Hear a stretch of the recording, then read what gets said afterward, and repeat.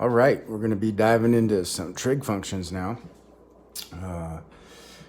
which are sine, cosine, and tangent. And if you can remember SOHCAHTOA, I often say it funny in my class, like SOHCAHTOA. That'll help you remember how to spell it. Anyway, sine stands for the opposite over hypotenuse.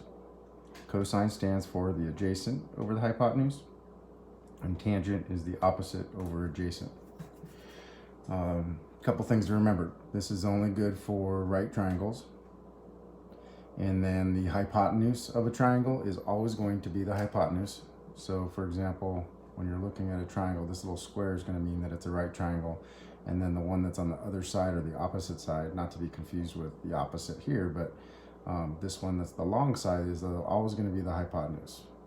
It's never going to change its name. But on the other hand, if you had the angle here, like say x, then its opposite side is going to be the one over here on this side, and the adjacent side is going to be the one next to it. But even though this side here, this long side, the hypotenuse, is next to this angle that's x degrees here, it can't be the adjacent side. It's got to be this one, because the hypotenuse is always the hypotenuse. If you had an angle there like y, then its opposite angle is the one on the other side, and its adjacent side is this one, and it can't be the hypotenuse because the hypotenuse is always the hypotenuse. The next thing that's going to be important to check always is that you're going to need a scientific calculator, and it always needs to be set to degrees.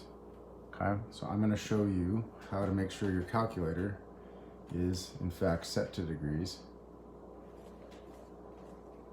And sometimes it can be a challenge depending on what kind of calculator you're using. But on this TI-30, basically you hit this degree button, and then it's going to show degrees, radians, or gradients, and then you can toggle back and forth. So if it's accidentally set to radians, it's going to show that down here, radians. So what you need to do to change it is go back to here and then switch it over to degrees, and then when you look on your calculator, it's going to say degrees, so you know you're good. For these fancier calculators, like the TI-84, you'll need to hit the mode button, and then it's going to show all these different settings, and what you'll have to do is use these arrows and come down here where it says radians or degrees. If you wanted radians, you'd hit that, and then it appears up here and it shows that it's radians. But what we want is to toggle it over. You see how it switched over to degrees, and then when we hit enter, it's going to change it up here and it's going to say degrees, so then you know you're good to go. So that's really important to check. All right, let's do a few examples. Here's our first one.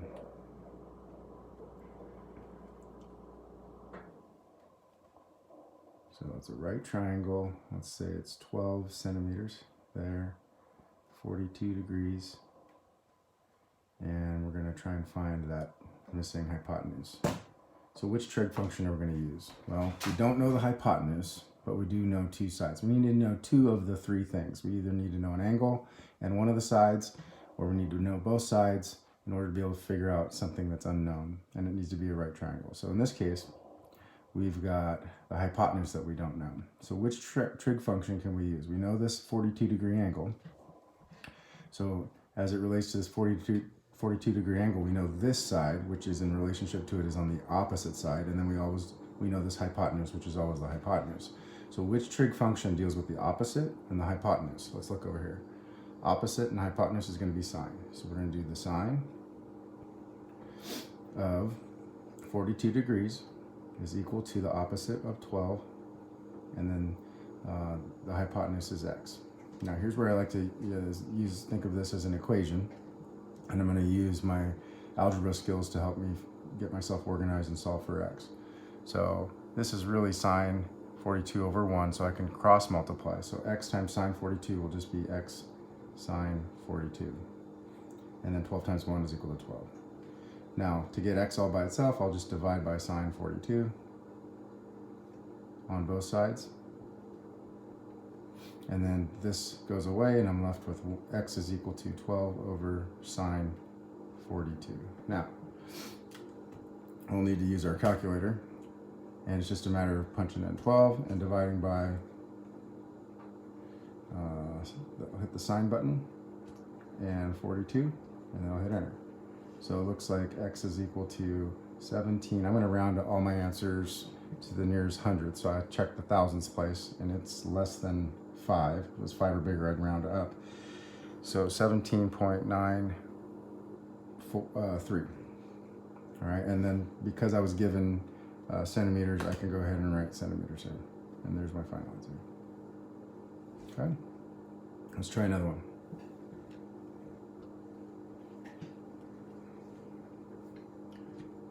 Okay, number 2. There's a right triangle. I don't know x there. This is a 7. I'll call this 20 degrees. So I'm given an angle and 2 sides, one of which I don't know, so I can figure out the missing side. So which one, if I know this 20-degree angle, what is this 7? Remember, the hypotenuse is always going to be the hypotenuse, so there's no way around it. It's the one that's on the other side of the right triangle, or the 90-degree angle. So that one's the hypotenuse. So these are both next to it, but the one that we're going to call adjacent is this one, because we can't call it that one because it's the hypotenuse. So 7 is adjacent. So which trig function deals with the adjacent and the hypotenuse? If we look over, adjacent and hypotenuse is cosine. So I'll have the cosine of 20.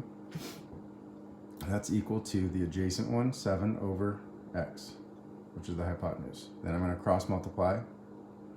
So I'll get x cosine of 20 is equal to 7. I'll divide both sides by cosine 20. And I'll be left with x is equal to 7 over cosine 20. And bring back in the calculator. And I need to do 7 divided by cosine of 20 and hit enter. And I'm going to round to the nearest hundredth again. So it's 7 point, this time the thousandths place is a 9, so I'm going to round that 4 up. So it's 7.45. Let's say these units were inches, then I could say this is inches. If I didn't know, I would just say units, or I could just leave it blank. All right, so there's one with sine, and now we had one with cosine. Let's try another one.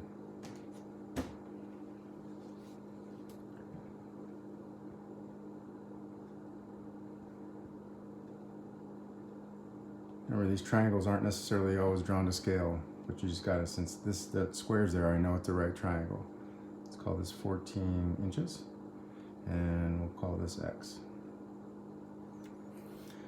All right, so looks like we know the hypotenuse on this one. I need to know one more piece of information, so we're gonna say that's 47 degrees. So I know an angle, and I know, as it relates to this angle, this side here is the opposite, and this one's the hypotenuse. So which one deals with the opposite and the hypotenuse? Well, that's the sine function. So sine of the opposite, which is x, over the hypotenuse, which is 14. All right, if I cross multiply, this is, looks like I'm missing my degree measure, so it's sine of 47 degrees is equal to that. So when I cross multiply this time, this is a little faster because x times 1 is just x. And then 14 times sine 47 is going to be 14 sine 47. Notice I don't write sine 47 times 14 because it makes it confusing looking. So I put the 14 in the front of the sine, so it's a little easier to read. I suppose I could put parentheses there, but it just looks kind of messy that way. You want to separate the two numbers, so put the 14 in the front. So this means 14 times sine 47. And now it's just a matter of using our calculator. So 14 times the sine of 47. That comes out to 10. I'll round to the nearest hundredth again. Looks like the thousandths place is an 8, so I'm going to round the 3 up. So it's 10.24, and this was in inches.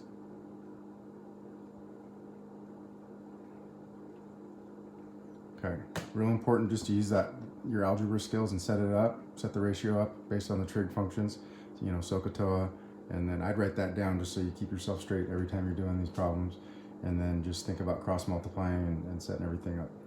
That's where most mistakes happen, is you don't show your work, and then you end up multiplying when you should be dividing, and it can cause you to get the wrong answer. Okay, this one's going to be a little different because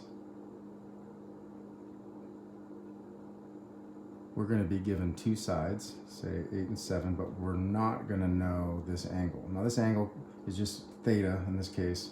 It can be any variable. It could be an x, it could be a y, it could be an alpha, it could be a beta. So it doesn't really matter what you call it. It's just an unknown angle. So which trig function deals with this angle that we don't know, theta, okay? Looks like we have the opposite side and we have the adjacent side. So which one deals with the opposite and the adjacent? It's going to be tangent. So the tangent of theta, which we don't know, is equal to the opposite, 8, over the adjacent, 7. Okay. Now, this one's a little different. When you have tangent theta, you're going to rewrite theta, and then you're going to use a thing called the tangent inverse. And I'll show you how to do that on your calculator in a second. So theta will equal the tangent inverse of 8/7. So to access the tangent inverse button, you just need to so you look at the tangent button, but it's the one behind it. So you have to hit the second button on your calculator to access it. So I'm going to hit the second button first, and then I'll hit tangent. And if you look closely, it's going to say tangent with the -1, which means reads the tangent inverse. So the tangent inverse, and then you're just going to do 8 divided by 7. 8 divided by 7, and then hit enter. Looks like that comes out to 48. I'm going to round to the nearest hundredth again. Thousandths place is a 4, so I'm not going to round the hundredth place up. It's 4.81, and this is in degrees. Our unknown angle is 48.81 degrees.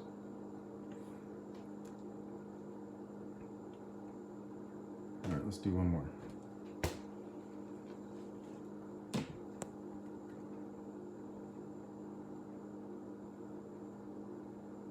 It's a right triangle because of the square in the corner.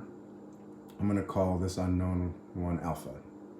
And then the hypotenuse is 15, and we'll say this side here is 9. All right, which trig function, so we know two sides, but we don't know that angle. Which trig function are we going to use to figure out that angle if we know the one that's next to it, the adjacent one, and the one that's the hypotenuse? Adjacent over hypotenuse is the cosine. So we'll do cosine of this alpha. It's equal to the adjacent 9 over the hypotenuse, which was 15. Okay, now we're going to undo this cosine by doing the cosine inverse. So alpha will equal the cosine inverse of 9/15. And now we'll use our calculator. We'll hit the second button, and then we'll hit the cosine button, which is really going to be cosine inverse because it's the one behind it. So the cosine inverse, and then we just got to do 9 divided by 15. Round it to the nearest hundredth, and we have 53.13 degrees. All right, hopefully this helps clear up your trig functions. Remember that it's sine, cosine, and tangent, and you got to remember SOHCAHTOA. And the second two letters are going to be your ratio. So S stands for sine, and then you have opposite over hypotenuse. C stands for cosine, and then you have adjacent over hypotenuse. And then you have tangent and opposite over adjacent. And that's what those letters stand for. All right, good luck with all that.